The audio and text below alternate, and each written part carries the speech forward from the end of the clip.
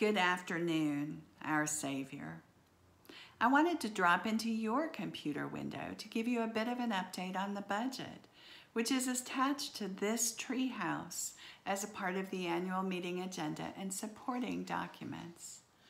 I wanted to talk you through our thinking behind it, to put a bit of a faith spin on what we are thinking about and on what you're seeing in the numbers, which are specific and clear in the budget itself. The first thing I want to say is pretty obvious. When we imagined our second year together, COVID-19 was the farthest thing from our hopes and dreams. We had finished a wonderful year of getting to know each other, and our church was actively growing. It still is. Our children are an important presence in our worship services, and we're so glad that a couple of them have managed to come back to church. We have a wonderful staff. Robin, Anwalt, and Chip have risen to every challenge in this past year, and they stand ready to help us with whatever comes next. The second thing I want to say is that we were absolutely in the position to be the healthy church that our Savior had imagined and dreamed of being when COVID-19 hit. The energy was shimmering in every aspect of our ministry. It glows even now. COVID-19 has not closed our church despite our long hiatus from in-person services and our inability now to gather all together as we are used to doing. Our worship has not only brought us together virtually, but it has linked back in some of our most faithful members who could not previously be in church for a variety of reasons. Quarantine has made it harder for promised pledge payments to arrive, but we have somehow managed to hold steady. And now we stand at the point where we are ready to approve our budget for next year. I would so love to tell you that there are no issues, but we are determined to be transparent about our financial situation. The truth is that we have had 39 fewer pledges this year than last year, and our total amount pledged is substantially down as well.